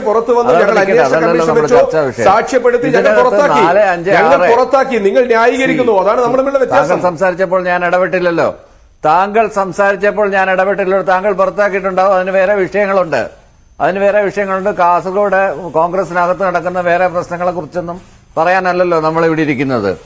ഇതിനകത്ത് ജസ്റ്റിസ് അമാൽ ഭാഷ പറഞ്ഞ ഇതൊരു ടെസ്റ്റ് ഡോസ് ആണെന്ന്. എന്ത് ടെസ്റ്റ് ഡോസ്? ഇതെല്ലാവർക്കും അറിയാവുന്ന കാര്യമല്ലേ. ഇതിന്റെ ഇടയിൽ കൂടെ എങ്ങനെയാണ് ഗവർണർ സൈൻ ചെയ്യൂ? ഈ 59 പേരുടെ അങ്ങോട്ട് ലിസ്റ്റ് കൊടുത്തു കഴിഞ്ഞാൽ തൊള്ളതൊടാതെ വിഴുങ്ങുന്ന ആളാണോ? രണ്ടാമത്തെ കാര്യം, നിങ്ങൾക്ക് ഞങ്ങളുണ്ട്, നിങ്ങൾ വിഷമിക്കേണ്ട. അതായത് ഇങ്ങോട്ട് അവരിൽ നിന്ന്, ആ കൊടും ക്രിമിനലുകളിൽ നിന്ന് ഇങ്ങോട്ടൊരു ചോദ്യം വരരുത്, നാളെ അവരുടെ വായിൽ നിന്നൊന്നും മൊഴിയരുത്. അതിനുവേണ്ടി മുൻകൂട്ടി എറിഞ്ഞു, അത്രയേ ഉള്ളൂ. പൊതുസമൂഹം വിഡ്ഢികളല്ല ഡോക്ടർ ബി ജയരാജ്. നടക്കാത്ത കാര്യമാണെങ്കിൽ കൂടി ഞങ്ങൾ പരമാവധി ശ്രമിച്ചു. അല്ലെങ്കിൽ പിന്നെ എന്തിനാണ് വിക്രിയ കാണിച്ചത്? അതുകൂടി പറയുന്ന കാര്യമൊന്നുമില്ല. അവർ തുറന്നു പറഞ്ഞേനെ, ഞങ്ങളെ കൊണ്ട് ചെയ്യിപ്പിച്ചത് ഇന്ന ആളുകളാണ് എന്ന് പറഞ്ഞേനെ. ഈ പറഞ്ഞ കണക്കൊരു ജയിലിനകത്ത് സുഖവാസം. ഇപ്പൊ ഗോവിന്ദസ്വാമി എന്ത് സുഖവാസമാണ് അവിടെ നയിക്കുന്നത്? ഗോവിന്ദസ്വാമിക്ക് ഒരു സുഖവാസമല്ല. പക്ഷേ നാട്ടുകാർ കാണുമ്പോൾ ഗോവിന്ദസ്വാമി വെയിലൊന്നും അടിക്കാതിരിക്കുന്നുണ്ട്, ഗോവിന്ദസ്വാമി കൃത്യമായിട്ട് ഭക്ഷണം കഴിക്കുന്നുണ്ട്, ഗോവിന്ദസ്വാമി വൃത്തിയായിട്ടിരിക്കുന്നു. ഗോവിന്ദസ്വാമിക്ക് സുഖവാസം എന്നാണ് ഇവിടുത്തെ മാധ്യമങ്ങൾ എഴുതുന്നത്. എന്ത് സുഖവാസം? അല്ല, ജയിലിൽ നിന്നുള്ള റിപ്പോർട്ടുകളാണ്. സുഖവാസം അനുഭവിക്കുന്നത്. അതാണ് താങ്കളൊന്ന് അന്വേഷിച്ച് നോക്കൂ. ടി പി ചന്ദ്രശേഖരൻ വധക്കേസിലെ കൊടും കുറ്റവാളികൾ എത്ര ദിവസം ജയിലിനുള്ളിലുണ്ട്? അവർക്ക് പരോൾ കിട്ടുന്നത് നിയമാനുസൃതമായിട്ടാണോ? ഇതൊക്കെ താങ്കളൊന്ന് പോയി അന്വേഷിച്ച് നോക്കൂ. മുമ്പ് കുഞ്ഞനന്ദന് കിട്ടിക്കൊണ്ടിരുന്നത് ഇങ്ങനെയാണോ? കുഞ്ഞനന്ദൻ എന്ന് പറയുന്നത് താത്വിക ആചാര്യന്മാരിൽ ഒരാളായിരുന്നുവല്ലോ. 45 ദിവസവും അല്ലാത്തപ്പോൾ 60 ദിവസമാണ് പരോൾ അനുവദിക്കുന്നത് പരമാവധി. ഇപ്പൊ ആ പരോൾ പോലും അനുവദിക്കരുതെന്നാണ് ഹൈക്കോടതി വിധി വന്നിരിക്കുന്നത്. പരോളിന് പോലും ഇവർ പുറത്തിറങ്ങാൻ പാടില്ല എന്ന് പറഞ്ഞിട്ടൊരു വിധി വെളിയിലാണ്. നമ്മുടെ പെരുമാറ്റച്ചട്ടം അവസാനിച്ചത് എന്താണെന്ന് അറിയാമല്ലോ താങ്കൾക്ക്. ജൂൺ 6-നാണ് തെരഞ്ഞെടുപ്പ് പെരുമാറ്റച്ചട്ടം അവസാനിച്ചത്. അതിന്റെ തൊട്ടടുത്ത ദിവസം 10 പേർ ഒന്നിച്ച് വെളിയിൽ ഇറങ്ങി. ഡോക്ടർ ബി ജയരാജ്, താങ്കൾ അത് അന്വേഷിക്കാതെ പറയരുതേ. 10 പേർ ടി പി കേസിലെ കൊടും കുറ്റവാളികളായ 10 പേർ പരോളിലിറങ്ങി ഒരുമിച്ച്. ഈ പറയുന്ന ടി കെ രജീഷ് വെളിയിലാണിപ്പോൾ, അണ്ണൻ സിജിത്ത് വെളിയിലാണിപ്പോൾ, മുഹമ്മദ് ഷാഫി വെളിയിലാണിപ്പോൾ. അന്വേഷിച്ച് നോക്കൂ. അങ്ങനെയാണെങ്കിൽ അത് കോടതി അലക്ഷ്യമാവില്ലേ? കോടതിക്ക് ഇതിനകത്ത് നേരത്തെ കമാൽ പാഷ പറഞ്ഞതുപോലെ, ജസ്റ്റിസ് കമാൽ പാഷ, മുൻ ജസ്റ്റിസ് കമാൽ പാഷ പറഞ്ഞതുപോലെ ഇവിടെ സർക്കാരിന് കോടതി ബാധകമല്ലെന്ന് അറിയാമല്ലോ. അതിന്റെ തെളിവാണല്ലോ. അതിന്റെ തെളിവാണ്. അതൊക്കെ പഴുതുകളുണ്ട്. കാറ്റിൽ പറത്തിക്കൊണ്ടുള്ള പ്രവൃത്തികളാണ് ഈ പറയുന്ന കുഞ്ഞനന്ദന് തുടർച്ചയായിട്ട് പരോൾ കിട്ടിക്കൊണ്ടിരുന്നത് നിയമാനുസൃതമായിട്ടാണോ? ഒന്ന് നിജേഷ് ഒന്ന് പറഞ്ഞു കൊടുക്കൂ. ഞാൻ മടുത്തു. നിജേഷ് ഒന്ന് പറഞ്ഞു കൊടുക്കൂ. കുഞ്ഞനന്ദൻ എന്തൊക്കെയാണ് കിട്ടിക്കൊണ്ടിരുന്നത്? എന്തെങ്കിലും സാഹചര്യം. കുഞ്ഞനന്ദൻ ഒരു സീരിയസ്ലി ഇൽ പേഷ്യന്റ് ആയിരുന്നു, ടെർമിനലി ഇൽ പേഷ്യന്റ് ആയിരുന്നു. Kunhananthan is no more now. അതുപോലെ ഈ ജ്യോതി ബാബു എന്ന് പറഞ്ഞ ആള് വളരെ സീരിയസ് ആയിട്ടുള്ള ഒരു പേഷ്യന്റ് ആണ്. അപ്പൊ അതിനുള്ള അതല്ലെങ്കിൽ ഇങ്ങനെയുള്ള ഒരു പ്രതി, ഇതിനി വേറൊരു കേസിലെ പ്രതിയാണെങ്കിൽ അവരുടെ മനുഷ്യാവകാശം ലംഘിച്ചെന്ന് മറ്റുള്ളവർ പറയില്ലേ? ഈ കേസായതുകൊണ്ട് ഇങ്ങനെ സംസാരിക്കുന്നു. മറ്റൊരു കേസിലാണ് പ്രതി. മറ്റു പല രാഷ്ട്രീയ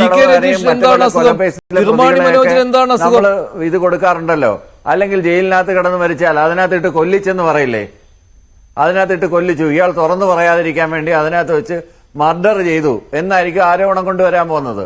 അതുകൊണ്ട് അത്യന്തം തീവ്ര നിലയിലുള്ള രോഗികൾക്ക് ചികിത്സ കൊടുക്കേണ്ടുന്നത് അതങ്ങനെയാണ്. ജയിൽ നിയമം അനുസരിച്ച് അങ്ങനെ തന്നെയാണ് കൊടുക്കേണ്ടുന്നത്. അതുകൊണ്ടാണ് അവരെ പോലീസ് സുരക്ഷയോടുകൂടി ഈ ഹോസ്പിറ്റൽ ബ്ലോക്കുകളിൽ കിടത്തിയിരിക്കുന്നത്. അല്ലാതെ വെറുതെ ഒന്നും ചുമ്മാ രാഷ്ട്രീയക്കാർ തലകറങ്ങി വീഴുന്ന പോലെ കറങ്ങി വീണാലൊന്നും ജയിലിലൊന്നും അഡ്മിറ്റ് ചെയ്തില്ല. അരവിന്ദ് കെജ്രിവാളിന്റെ കേസിൽ നമ്മൾ കാണുന്നതാണ്. അല്ല, ഡോക്ടർ ബി ജയരാജ്, ഞാൻ താങ്കളോട് തർക്കിക്കുന്നില്ല. പക്ഷേ ടി പി ചന്ദ്രശേഖരൻ വധക്കേസിൽ ജയിലിൽ നടക്കുന്നത് അത് നമ്മളുടെയൊക്കെ ഈ ചിന്തകൾക്ക് പോലും അപ്പുറമുള്ള കാര്യങ്ങളാണ്. അത് നാട്ടുകാർക്കൊക്കെ അറിയാവുന്ന കാര്യമാണ്. ശ്രീ കമാൽ പാഷ അല്പം മുമ്പ് പറഞ്ഞു, നമ്മൾ ചിന്തിക്കുന്നതിനപ്പുറമാണ് കാര്യങ്ങൾ സംഭവിച്ചുകൊണ്ടിരിക്കുന്നത്. നിജേഷ് ജയരാജിനുള്ള മറുപടി. ഇന്ന് തന്നെ കോടതിയിൽ നിന്ന് ഒരു നിലപാട് 3 പ്രതികളെ 4 പ്രതികളെ വെറുതെ വിട്ടു. അതിനകത്ത് പ്രധാനപ്പെട്ട നേതാക്കന്മാരെ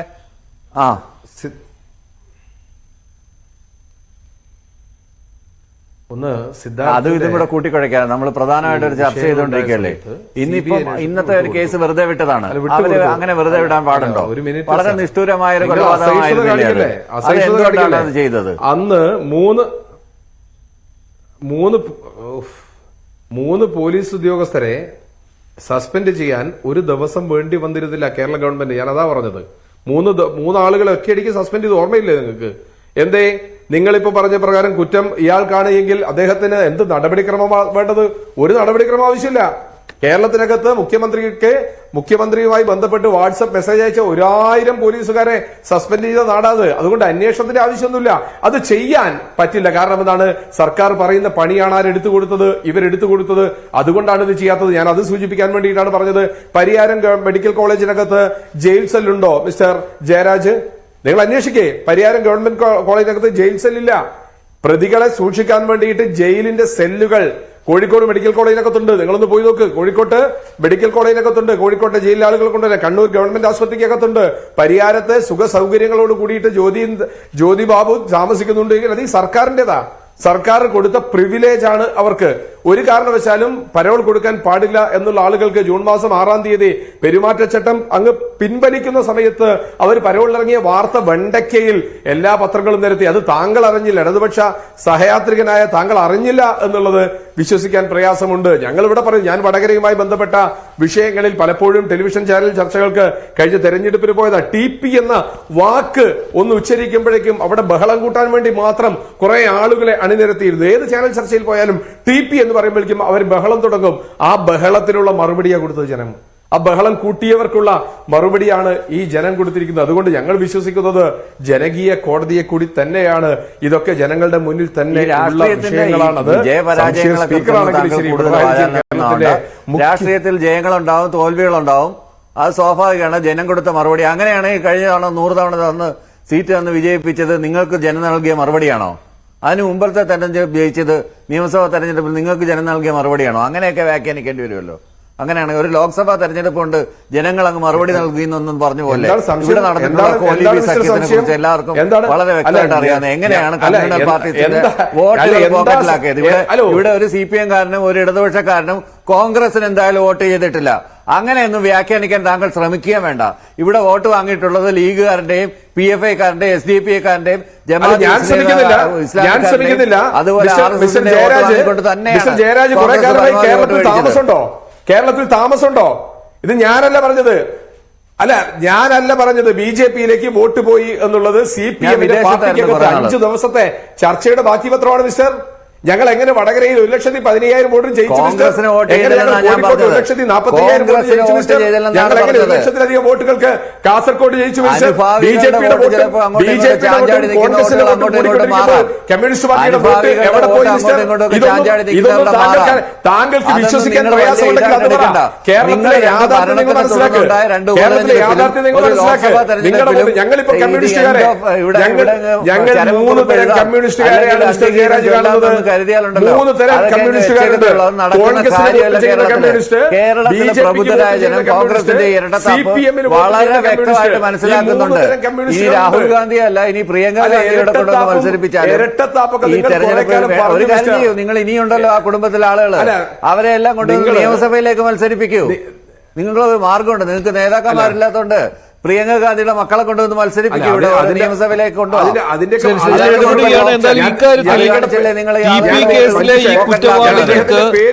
എങ്ങനെ ശിക്ഷായിളവ് നൽകുവാൻ കഴിയും, അല്ലെങ്കിൽ ശിക്ഷായിളവ് നൽകുവാൻ എന്തിനു ശ്രമിച്ചു എന്നുള്ള കാര്യം വ്യക്തമാക്കേണ്ടത് സർക്കാരാണ്, മുഖ്യമന്ത്രിയാണ്. ജയരാജ, നിങ്ങളുടെ നേതാക്കന്മാർ രാഹുൽ ഗാന്ധിയുടെ കാല് പിടിച്ച് നടന്നിട്ടാ 4 സീറ്റുമായി ജയിച്ചു പോയത്.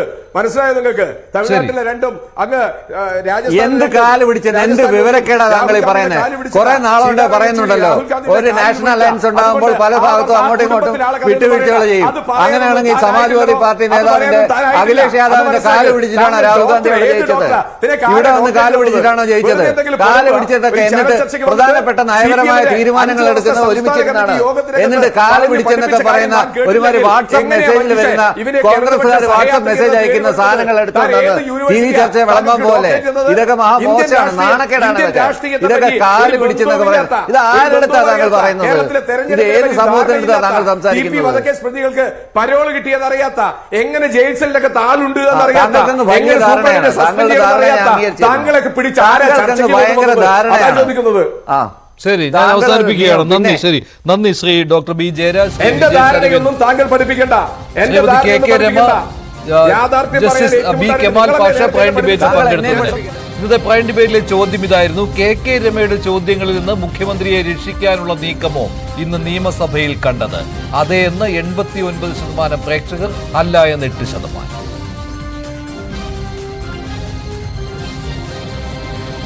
പ്രൈം ഡിബേറ്റ് അവസാനിക്കുന്നു. നന്ദി, നമസ്കാരം.